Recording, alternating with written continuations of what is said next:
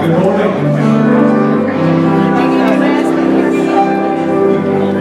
Welcome.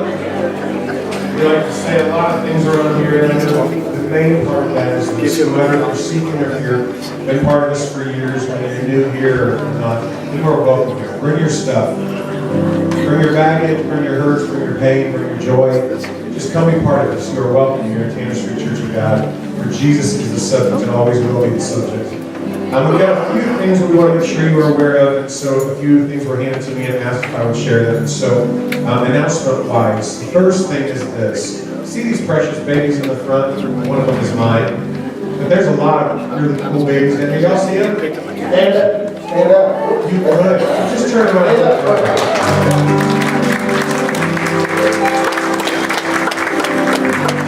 All right, now you can sit back down. Okay. This is what's going on. We are 4 people short that need help in our kids' venture area. You go, oh, that's not me. That's an excuse. There's no excuse, because these are kids. They want to know about Jesus. We need to share Jesus with them. So this beggar needs some help. There's 4 people. The plan is that it's going to be a once-a-month assignment to where you would help out. So you only have once a month you'd be serving, but you would be ministering and being hands and feet of Jesus to our children, to future church, to the current church, and to these precious kids. So if that's something that you can do at all, say, hey, I've never done it before, but I'm willing to try it. Please let us back know. And she definitely needs some help, okay? Second thing that's coming up is next weekend is the Women's Ministry Kettle Beef Dinner and silent auction. It's here at the church, and they would love to have some support with that. There's little flyers out and about in the bright yellow papers. So please check that out, see where you can plug in, or just come be part of it and participate. That's a good thing. And the third thing that I know is that tonight we're doing a singing and pie. And you say, what's a singing and pie? Well, it's real simple. I took a bunch of hymnals down to the cafe. We're going to get together, we're going to choose some favorite songs and sing them together, and then we're going to have pie. There's no cost for it, but bring a pie with you to share, which I know means if everybody brings a pie, there's going to be a lot of pie, but I don't see a problem with that. So, I don't know if anybody else has a problem with it, but it's really not a problem. But anyway, all that to say that that's going to be tonight at 6:30. We forgot to get that into the worship folder this morning. So 6:30 this evening in the cafe. So having said all that, I want to take a moment to kind of focus in here a little bit. And we're going to take some time just using our voices to worship, which is a good thing. All of what we do is worship. You know, worship is an action. Our giving is a worship. Our receiving, our listening is part of worship. But we're going to take some time now to actually use our voices and sing. And I want us to think just for a moment. I don't know how you walked in here this morning. I don't know if you're disappointed. I don't know if you are that person that everyone goes, oh, they're just a complainer, which makes me sad for you if you're that person. That might be a horrible thing to put on your tombstone. Well, that's just who they were. You know, I don't know if that's what God would have us be. But having said that, there are days that life is hard. There are days we come and we bring our stuff and we say, man, it's disappointing. My job is disappointing. My marriage is disappointing. My kids are disappointing. Whatever it is that you're carrying around. And then, of course, days that we come in high in rejoicing. But most of those days depend on what we're focused on. Are you focused on the situation? Are you focused on something that you can't control? Are you focused on how your life isn't what you thought it would be? Because I'll be honest with you, like I had plans. I thought I was going to be touring someday. And I thought I was going to have a tour bus and y'all were going to come to big arenas to see me sing. Because that's what I thought I was going to do. But God knew what was right for me. And God had a plan for my life. But I have a choice. I can look and say, I'm disappointed that I'm not touring and I'm not doing that. And then I can be sad because it didn't work out. Or I can choose to look at how I'm blessed. I'm loved by many. I'm loved by some of us awfully special back there. I have a daughter who's a gift. Obviously, I haven't missed food, so God has blessed me with being able to provide. I mean, you think that's kind of a joke, but really, is it? We weren't promised that. And there are a lot of third world countries, and even countries that may not even be third world, where they don't have food. Where are you blessed? Would you take a moment in your own mind and say, God, this is where you have blessed me. You've provided a place, you've provided shelter, you've provided warmth, you've provided food. You provide people for me to love. You provide people to love me. Because all of us are blessed. And what I want today is I want us to think about that as we choose to sing songs to God and to worship Him. I want it to be from your blessing. So if you would now, would you stand with us? I'm going to pray. As I pray, you concentrate on how you're blessed. Father, we come before you this morning just grateful to be in your presence. And Lord, you have blessed us above what we deserve, and we understand that. And we know that sometimes we're really sorry, but we focus on things that we wish we had. But God, if we really just take the moment to be grateful, and to be a grateful people, we would come to you with joy and thanksgiving for how you love us. I pray as we approach your throne today, as we lift our voices together, you'd be honored in what we do, and I pray you would see that we are a grateful people that love you. Praise things in your name. Amen. There's nothing worth more that will ever come close. Nothing can compare to what it beholds. Your presence, Lord. I've tasted and seen. I've tasted and seen of the sweetest of loves.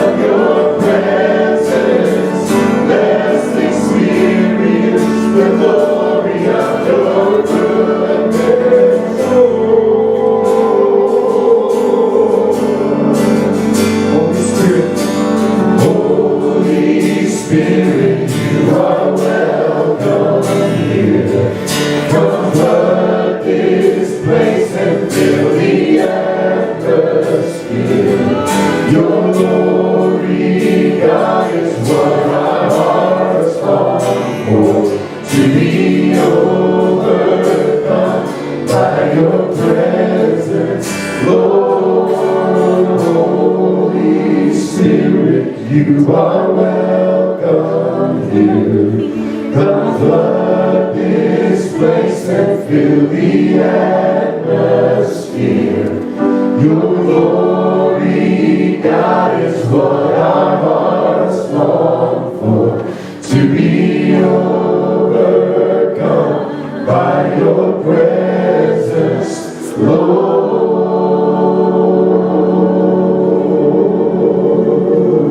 It's our prayer. Jesus at the center of it all. Jesus at the center of it all.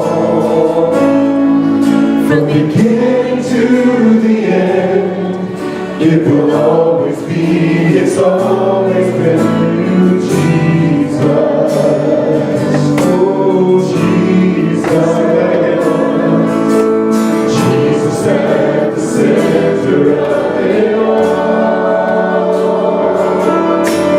Jesus at the center of it all.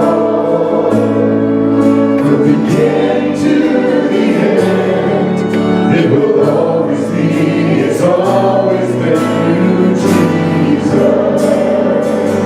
Oh, Jesus, if nothing else matters, nothing in this world will do. Jesus, you're the center. Everything revolves around you. Jesus, you. Jesus, be the center of my life. Jesus, be the center of my life. From beginning to the end, you will always be, it's always been you, Jesus. Nothing else matters, and nothing else matters. Nothing in this world will do. Jesus, you're the center.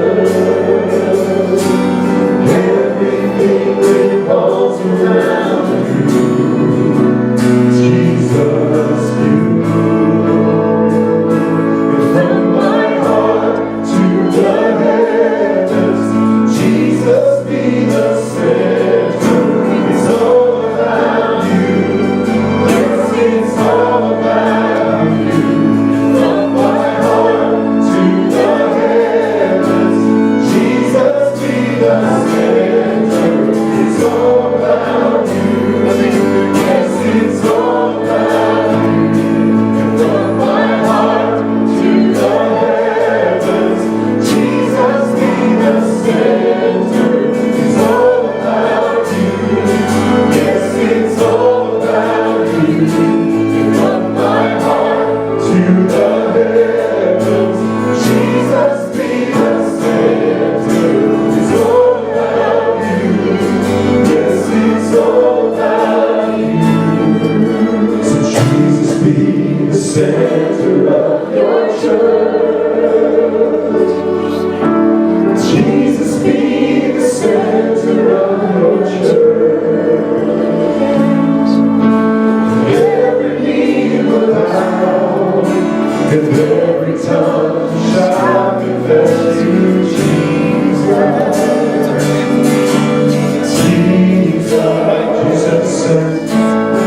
Jesus at the center of it all.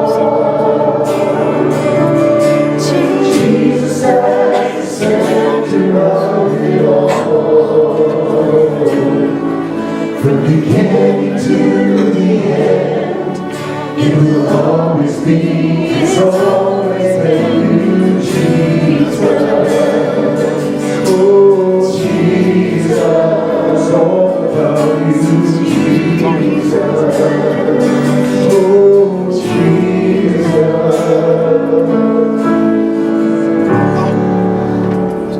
Amen.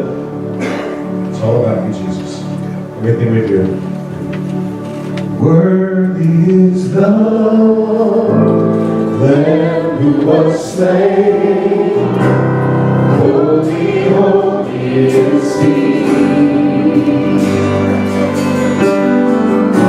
Sing a new song to Him who sits on heaven's mercy seat.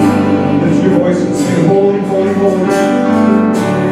Holy, holy, holy is the Lord God Almighty, who was and is to come. With all creation I sing praise to the King of Kings. You are my everything, I will adore you.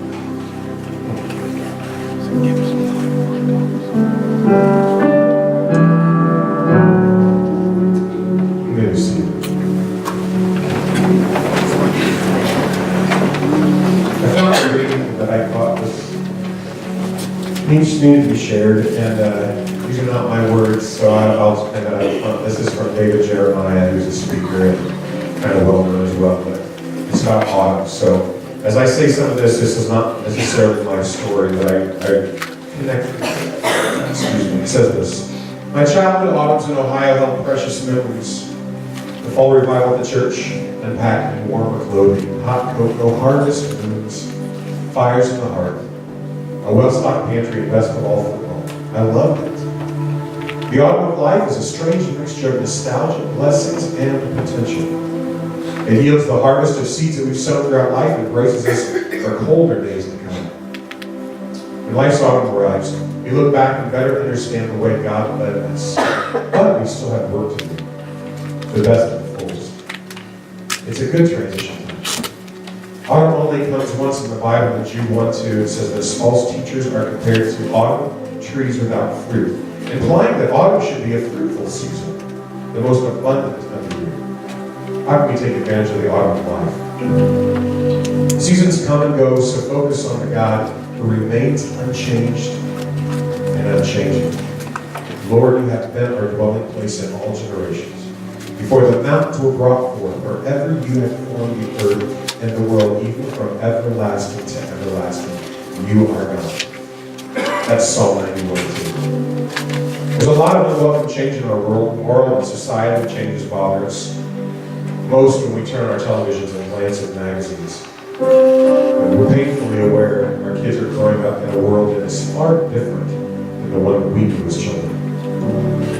And personal changes. Children leaving home, the passing of dear friends, and the slow, steady decline of our vitality and health. Sometimes we feel a little outdated at work. But amid all the changes, one thing one person never changes, our eternal God. Remember this verse from the Song of Isaac. Swift to its close, ebbs out life's little day. Earth's joys grow dim, its glories pass away.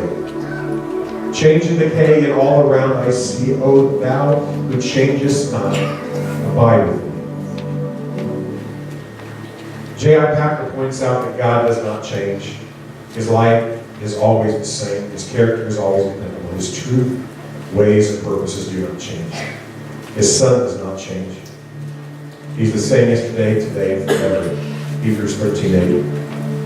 His children will enjoy his fellowship a million years from now. The world may fade, the stars may fall, the seasons may change, and winter may come. But the God who has been our help in ages past is our hope for years to come. In him we have permanence, stability, joy unshakable, and life unending. We've all suffered setbacks along the way, but God promised, I will restore you to the years of the swarming locust has eaten. You shall eat in plenty and be satisfied. And praise the name of the Lord your God. That's Joel 25:26, chapter 2. His divine forethought knew it all in advance, and he can be trusted with what has happened to us in the years past. Our omniscient Savior knows the end from the beginning, and he will bless whatever is yielded to him. Focus on his foreknowledge, his providence, and his sovereignty. The autumn of life is a great time to focus on God's wonderful blessings: family, friends, strength, shelter, provision, guidance, care, fruitful ministry, opportunities to serve, more time to pray and study his word, and eternal life is still to come. During life's autumn, we have a richer perspective, and you count more blessings than ever before. Autumn is a good time to focus on your commitment to God. Some of the saddest words in the Bible are in Jeremiah 8:20. The harvest is past, and summer is ended, and we are not saved.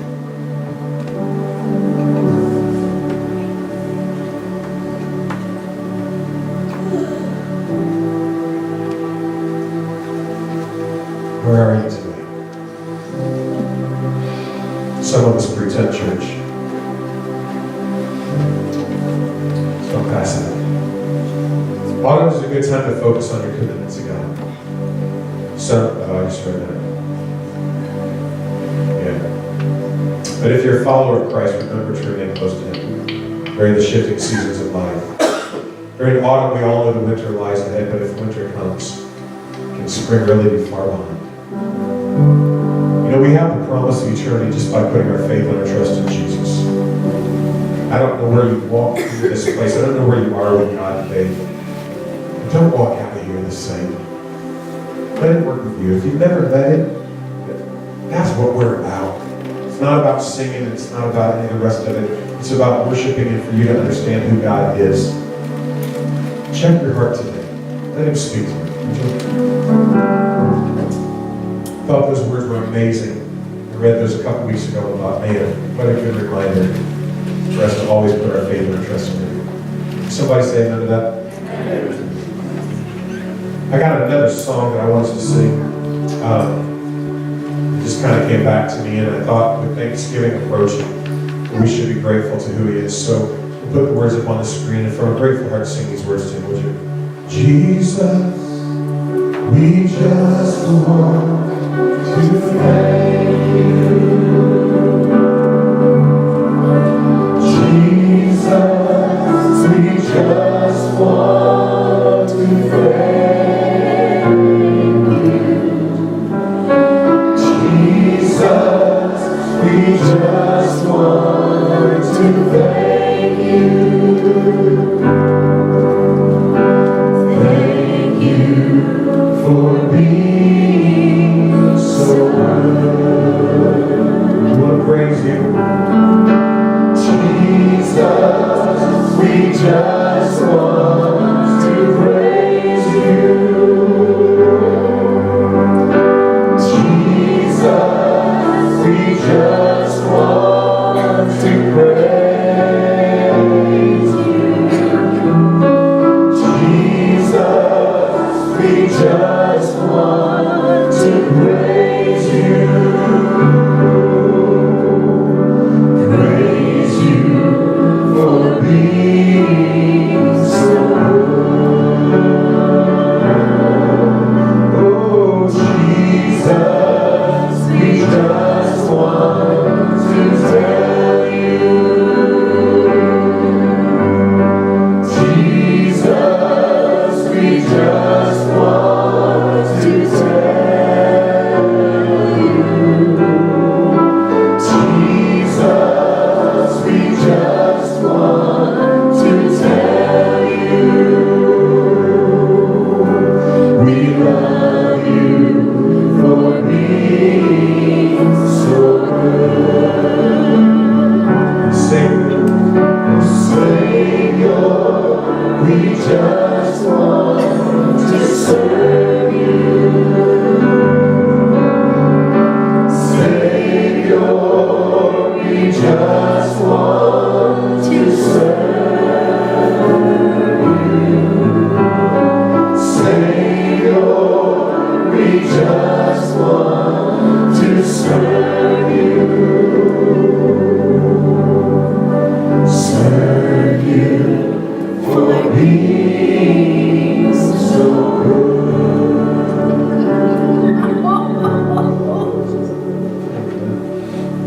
I'm going to dismiss the children and ask the ushers to come forward at this time. Let me pray for you as all that's happening with you. God, what an awesome God You are. And we love You and we worship You like You said. We want to serve You because You are a good God. You loves us despite us sometimes. So God, we give You all that we have. We praise You. We thank You for the gifts You have blessed us with. We ask You to take our offerings now, Lord. Use it for Your glory. Someone would come to know the grace that we have experienced. We love You, Jesus, and pray these things in Your name. Amen. Let's sing this. God is so good. Come on, church. God is so good. God is so good. He's so good to me. He answers prayer.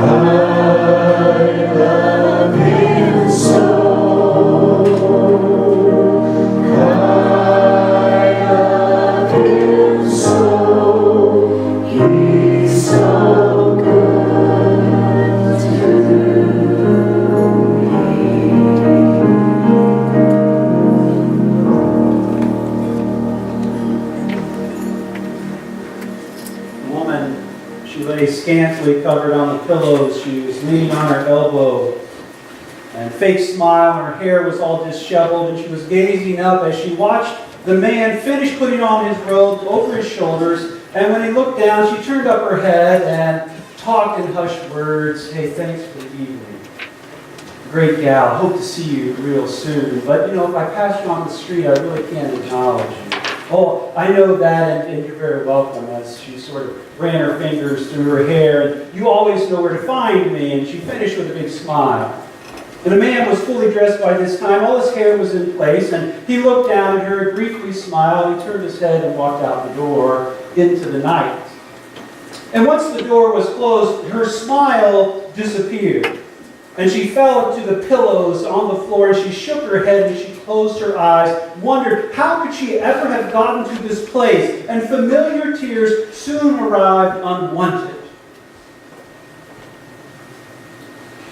Simon sat quietly. He was ready for the grand announcement, this invitation, some good news that he wanted to share, but he had to wait. Men began slowly gathering there in the synagogue. It was a familiar space. It was simple. It was significant. But it was central to life in the village. And when they gathered there, they read the Torah. They sort of discussed its meaning. This familiar space. It was a place where Simon had been welcomed into the company of men. This place where much of his education had occurred. This space where he was married, right? A long memory of shared meals together here among the family, countless prayers within these walls, sacred space. And then there's the bearded faces of the men. In a small town, everyone knows everybody. Everybody knows everyone's business. And these gray-haired men had mentored Simon when his face was smooth and his hair was dark, and words of instruction and correction spoken over him. But he had grown up with many of these faces, boys that he knew, right? All alongside of him. And now they're dark-headed, and they're now mentoring younger faces that are there with them. He's instructing and correcting, and they turn, talk about the law. What makes one righteous? What does it mean to keep the Sabbath holy? I mean, what are the proper sacrifices to cover your sins? And in this familiar space, and with these familiar faces, and with these familiar conversations, Simon took it all in. He was getting ready to share his news. The woman, she remembered back. How did she get to this point? When she grew up, things weren't always what they ought to be. It wasn't always easy, often fighting with her mother, and father often out and about, always busy, always away. And as most girls do, wondering who she was, why she was here. We all have those questions. Who is this person inhabiting this body? Of all the countless people in the world, why me? Why am I here? What am I supposed to be doing? And mother's telling her, you should be the wife, and you're to have children, and cook the food, and please your husband. And as she grew, she sort of noticed the attention of men and boys with their olive skin and dark eyes and long black hair. The attention, at first uneasy about this, but soon she began relishing the looks. She enjoyed the attention. First young man to approach her, she remembers him. He was handsome and strong, and she listened as he said all of the right words, how beautiful she was and how much he cared for her. And she believed these kind words, reluctant, knowing that it's a sin. But the attention, it all made her feel, and all the lovely words, it was too much. And slowly, over a period of days, eventually relenting to an evening of pleasure, and she took this man in and his words, and she gave the deepest part of herself and believed that he was in the one. But in the morning, quickly got dressed, out before daylight, back to his life, back to his house, and she lay there talking, wondering, when will I see you again? We'll talk later today. Kissed her one more time just to keep her quiet, and she's overjoyed. And he walked out, and she had found the man of her dreams, and she could be his wife, and cook the food and have the children and spend countless evenings like this. But later that day, she's out running errands. She saw him across the street and paused, called out to him, and he ignored her. continuing the group conversation. And she called again, and the group of men, they paused, they looked across the street, and they shared some whispers, some strange looks, and he shrugged his shoulders and shook his head and turned back to the conversation, and her heart sunk, confused. Just take it. And so the moment came. And just to pause in this heated conversation, finally Simon's big secret finally came time to announce, and speaking up, and all the conversations hushed everywhere else. And all their heads turned to him, waiting. Rabbi Jesus is coming for dinner, and you're all invited. And these familiar faces, they lit up, and they were inspired and surprised and excited, and they shared the details, what's going on, and began discussing Jesus. Who was this man? What have you heard? What have you seen? Well, I think that he might be an itinerant preacher. He's maybe a prophet. I'm not sure. Maybe a miracle worker. Or, on the other side, some were saying he's a fraud, this man. Nothing but a swindler. Not of God. But pleased nonetheless that they would be in company with the rabbi. Soon, she was dressed and washing her face and brushing her hair and remembering back to the other men who came her way. Men from the group she had seen across the street, one by one, slowly, over time, all came with the same words and empty promises, and she remembered at first believing them all, excited about their promised future together, uncomfortable with the money thrown her way, left at the door. And at first she thought this was part of the promise, but soon she learned privately how beautiful she was and the woman of her dreams. It's just going to take some time, but publicly ignored, rejected, dismissed, discarded. And the hurt and the pain she just swallowed, and she smiled, and she walked on by. It didn't take her long to figure out how this worked, the rules. And she soon began manipulating the men for more and more money, using it for her advantage. And she found herself involved in things way beyond what she ever imagined, what she would ever sort of dream or expected. And she wasn't even sure how to get out. And then, even if she wanted out, but empty and dead inside, she just kept her eyes front and she just kept walking. And the men ignored her on the street. She would see them later that night. And the unwritten code, she provided a warm smile. She provided a soft landing for cold hard cash. And she died each time that her hair hit the floor, and the coins as well. And so the day came. Preparations were in motion. Where are the utensils? I don't know. Where do we get them? We got to get them clean. And, well, how do these place settings go, Mama? Well, this is how you put things down. Let me show you. And there's wood for the fire, and they're roasting herbs and the lamb, and recipes handed down from generation. You all know how that works. And fresh baked bread from the community oven arriving, and children running, anticipating something, someone special, busyness buzzing around. And the first waves of guests sort of arrived, and Simon's delighted, or rabbis approaching. And everyone in town, they know about him. They watch Jesus and his disciples as they make their way. They're walking and talking. All eyes on Jesus. Crowds pressing in. And the time came for the next wave of guests kind of arrived at Simon's house. It's good to see you. Greetings, hugs to see you, right? Come on in. Sit here. Wives peeling off to the kitchen, and children sort of making their way into the back room. And finally, the chattering crowd, all the conversations of Jesus came closer, and conversations in the home, they hushed, and Jesus was there, finally. Paul Simon's front and center. He brings him in, greets him. Please, all the introductions. Here are all the folks, right? Jesus, take your place of honor right here. Let's have a seat. They reclined together, and the evening began with laughter and food and lots of conversation. Discontent, the disconnect, had just been growing inside this woman. Men regularly took advantage of her. They began treating her more and more aggressively, and deeper aversion. And she looked great on the outside, and she smiled, and she was kind, and right, she sort of was, but inside she was dying, nearly dead. And there's just this gap in her soul between private and what she knows and her public reality. And with each coin tossed her away, she died inside. She was hopeless, impossible to get back. Nothing worth reclaiming.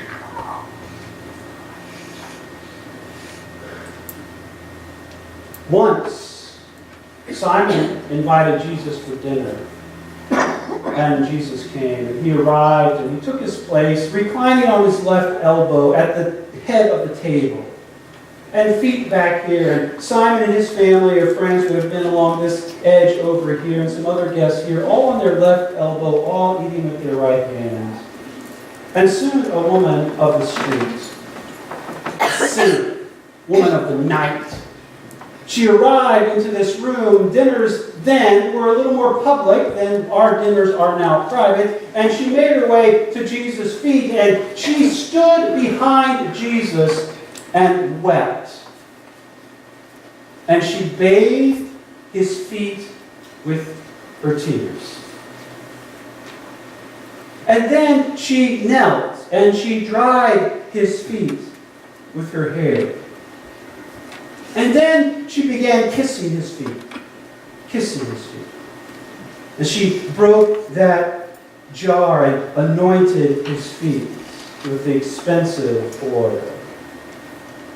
And while she's doing this, crowds kind of hushed, but they still continued on politely, but a bit awkward. And Simon, who's over here, he's mumbling to himself under his breath, right? If this man were a prophet, certainly he would know what kind of woman that is who's touching his feet. She is a woman of the night. And Jesus is looking at her, and he just says, Simon, you know there was a creditor. And this creditor, he had two debtors. And one owed 500 denarii. That's 500 daily wages, right? Per diem. How much do you make a day? Multiply that by 500. The other owed 50 denarii, and neither of them could pay. And the creditor forgave both of them. And Jesus asked him, which do you think showed great love? And Simon said, well, I suppose the one who was forgiven much. And Jesus said, you've judged correctly, Simon. Good job. He said, Simon, you know, when I came into this room tonight, you didn't give me any water for my dusty feet. And yet this woman has bathed my feet with her hair, dried them with her hair. And you know, Simon, that when I came in here, you were so busy, excited to introduce me, you forgot to kiss me on the cheek and greet me properly. And yet this woman here has kissed my feet. She has not stopped kissing them since she came in. And even Simon, you forgot to give me some oil to anoint myself. It's kind of odorous in here, right? We've got body odor. Little oil covered the stench. And yet this woman came in and broke this expensive jar, and now we all can smell the aroma of her gift to us. And Simon, I can tell you that she loves much because she's been forgiven much. And then the Pharisees began complaining, they began murmuring together towards one another, again, not to Jesus or the woman. Who is this that can forgive sins? Right? No one can do that. And Jesus ignores them all. And finally, he gazes his words, his attention to this woman, and he says to her, he says, woman, your faith has saved you. Go in peace.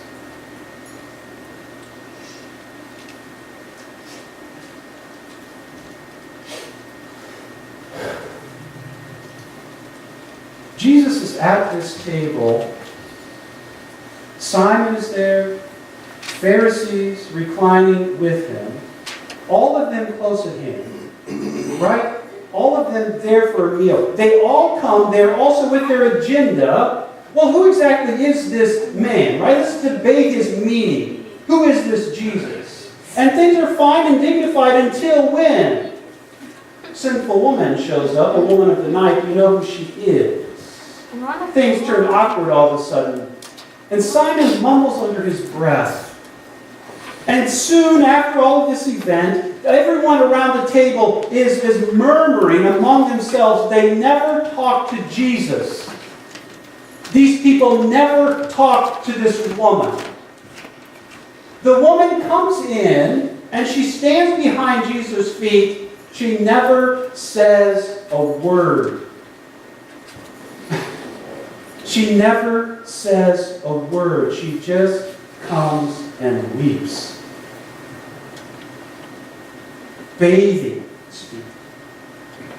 Drying his feet. Kissing his feet. Anointing his feet. She says nothing. Simon and the Pharisees and this woman, they're all near Jesus. Within eyesight, we can touch him, we can feel him, we can hear his voice. Only one leaves changed. Forgiven and at peace. Only one. And Jesus, the story that he tells this company of friends, right? It's simple. Even for the youngest to understand, well, of course, the one who's been forgiven much, they're the ones who are going to love much. Church, we've all been forgiven much. Okay? We have all been forgiven much. And in our minds, we put values to sin, don't we? There are really bad ones. Drunkenness, pornography, adultery. Really, really bad.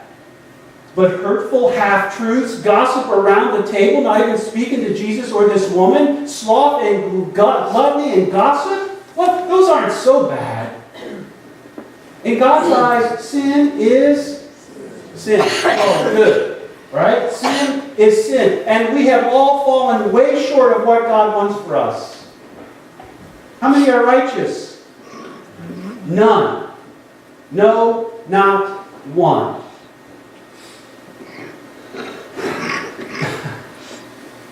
For those of us who realize that, and we've been able to quietly come and to Jesus and just take our deep sadness, we put on good fronts.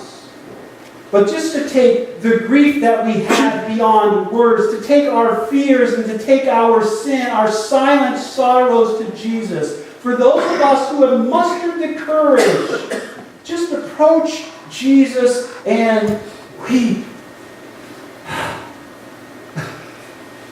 Just weep. Exposing our hearts with every tear. Jesus. And releasing those burdens with every sigh. We've been forgiven much. Praise God. Because Jesus is more than a prophet. If this man were a prophet, he would know who's touching him. He's not a prophet. He's the Son of God. He's the Son of Man. Sinless life. Because of that, his sacrifice on the cross, his resurrection from the grave, he has the power to forgive sins alone, as he did with that woman. Your faith has saved you. Go in peace. He alone has the power to fill our souls with heaven's peace rather than earth's pain. And because we've been forgiven much, church, let us love much. Right? Now's the time to talk. Now's the time for us to love much. And some of you may come to the table, our story here, with the different positions. Some of you still come like Simon, wondering if he is, who he is, prophet or not. You know, I'm glad you are here. If you maybe don't even understand who this Jesus is and how he forgives sins and changes lives, you're just murmuring, right? In disbelief like the Pharisees. I'm glad you're here too, because I want to challenge you. In fact, I want to challenge all of us to examine our lives. If we're just coming to pretend, we're missing it. Examine our lives. Create in me a clean heart, O God. Renew a steadfast spirit within me. To examine our lives, where do we fit in with this story? And too many of us, for too long, we come and we sit at the table with Jesus and we talk, church, and we talk. And we talk to other people and we talk around Jesus. Right? Or we're murmuring, muttering under our breaths.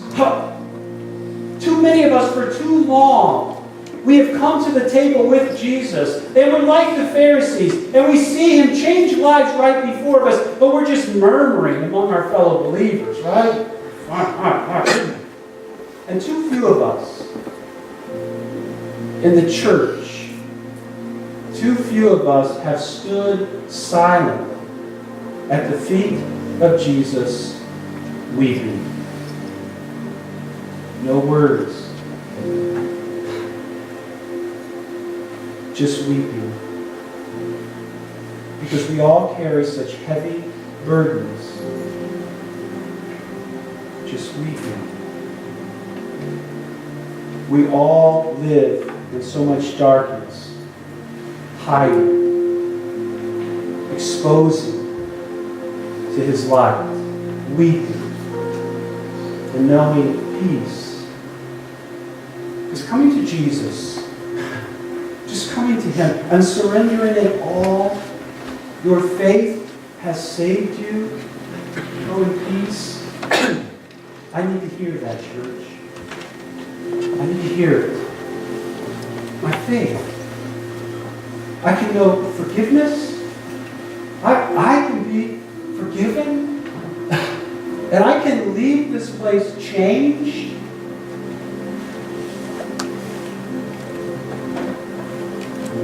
Jesus, we come this day because we need to be forgiven much. We all have spent 500 denarii, right? Our debt is too great a burden to carry. And you've forgiven us. And because you've forgiven us much, we can love much. And Lord, we're coming here today to stand and weep. Some of us have deep sadness.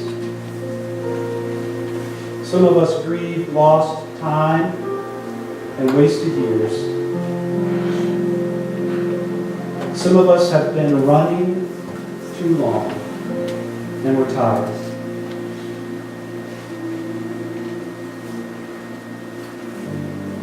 And so I ask on behalf of this beautiful people right here that you would confront us not with the magnitude of our sin, but with the magnitude of your love, and establish in us your forgiveness that we can know peace of a soul reclaimed, forgiven for your glory.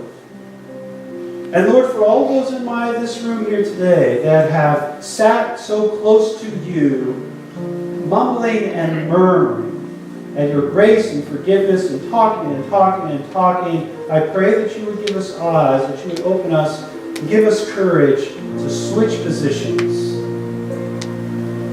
get up from reclining, and just stand weeping.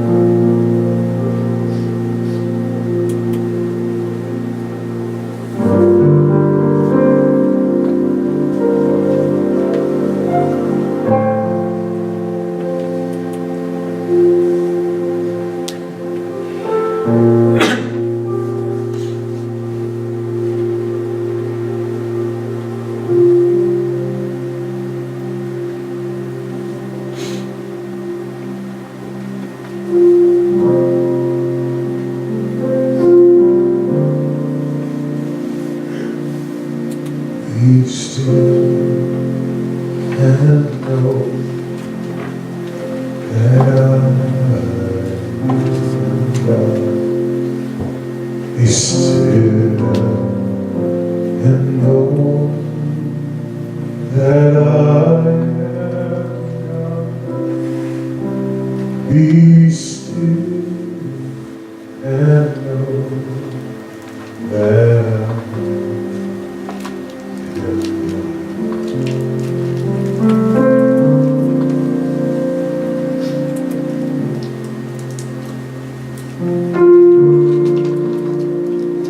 I am the Lord who healeth thee.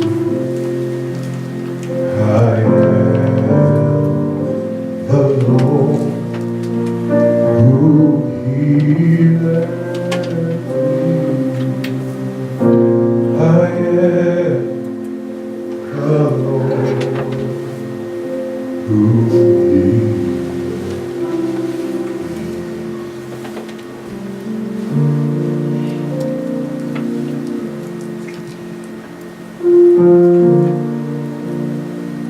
In thee, O Lord, I put my trust. In thee, O Lord, I put my trust in thee. O Lord, I put.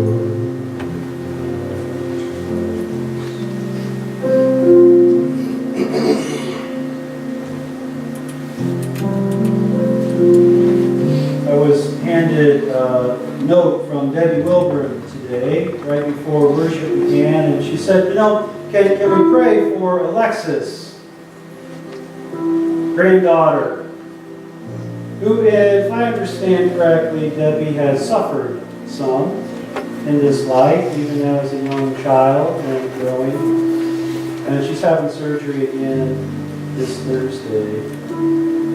And I thought, there's a deep sadness about our love for Lexi that nothing can change except standing at the feet of Jesus and weeping. And I thought about the rest of us. Some of your stories I know, some of them I don't know very well, but I know that we all carry great burdens. We all carry some great, deep burdens.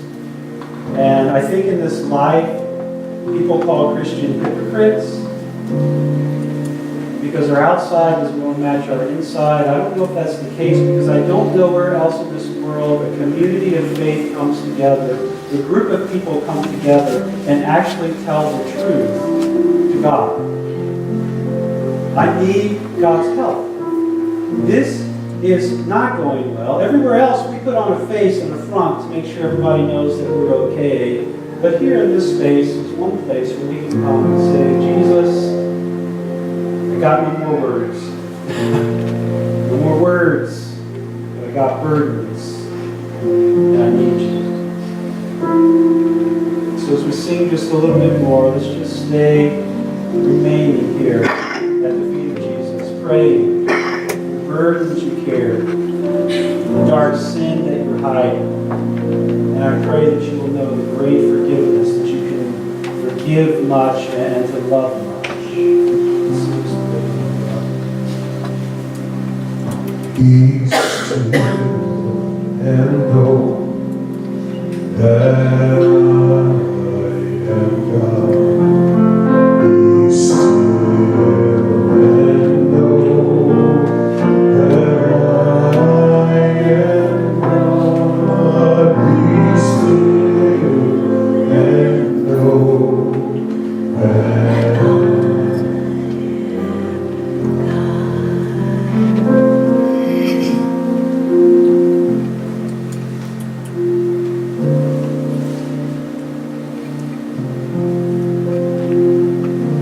Jesus, I want to thank you for reclining the tables,